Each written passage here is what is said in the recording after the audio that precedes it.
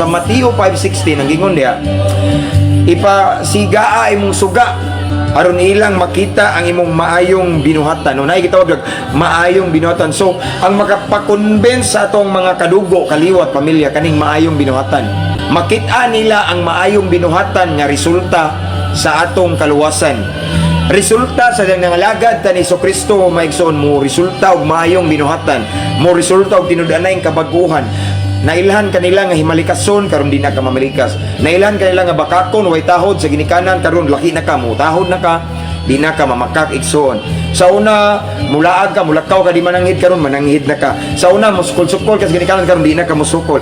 Once makita nila ang imong behavior, imong batasan, binuhatan, something nga nausab man niya, laki naman siya, diha na magsugod-sugod igsoon. Usahay lang di pa na kayo ingon nga ang atong family dili pa na ingon kaayo nga mutuo na to kay tungod sa pride bitaw garbo, no? Pero abi nga maigsoon, the more nila makita ang kahayag nato, the more nila makita ang kabaguhan sa atong kinabuhi, the more na sila makonvince. Kay unsa gingon sa Mateo 5:16, sa diyang ilang makita ang atong mayong binuhatan, ilang pagadaygo ng atong amahan nga naa sa langit.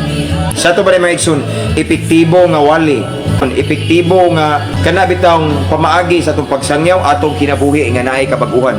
Apan kung magsigira tag sangyaw ba rataman pero wa na usab atong kinabuhi, salawayon atong kinabuhi, salawayon atong pagpuyo ingon nga Kristohanon, salawayon ang atong lifestyle ingon nga Kristohanon, ang atong habit salawayon.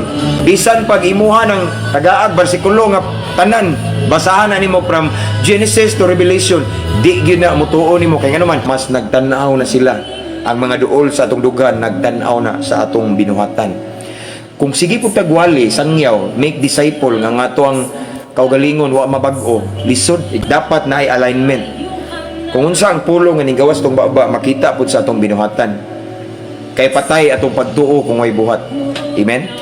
Ngana na mga igsoon, no?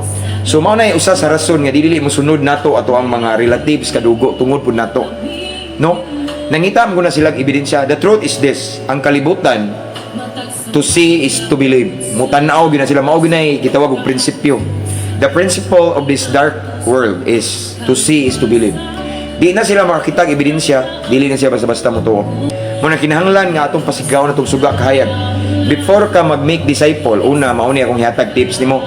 I-disciple sa una imong kaugalingon, kay usahay imong kaugalingon may lisod i-disciple. No, ayaw pa uyon ni ang imong kailibgon sa unod, no? Ang kanang kaadik nimo diha sa email, ayaw na, no? Usahay di na makabig imong ginikanan. Imo igsuon kay ngano man. Usaon pagtuon mo adik kay kag email, no? Di gali ka masugo, no? Pero sige kag simba. Di man mobilib sila sig simba. Kay daghang sige simba pero wa na bag-o. No, gihimo lang tuluman nun. Gihimo lang nilang kuan ang pagsimba normal ba tungod kay ting simba. Pero ang kinabuhi wala, layo sa Ginoo, no? Dili makumbinsi na to ang atong kapalibot ana, ang atong mga kadugo. Kung gusto ta mga igsoon nga epektibo ta nga misangyaw, epektibo ta mga igsoon nga mo reach out sa atong family and relatives, kita mismo, no, manamin ta una, no, lisod kayo manguha ta og mga gagmayng si tawagan na puling yan aday tay truso atong kaugalingon una igsoon, walihan atong maayo makmakon before ta mo share.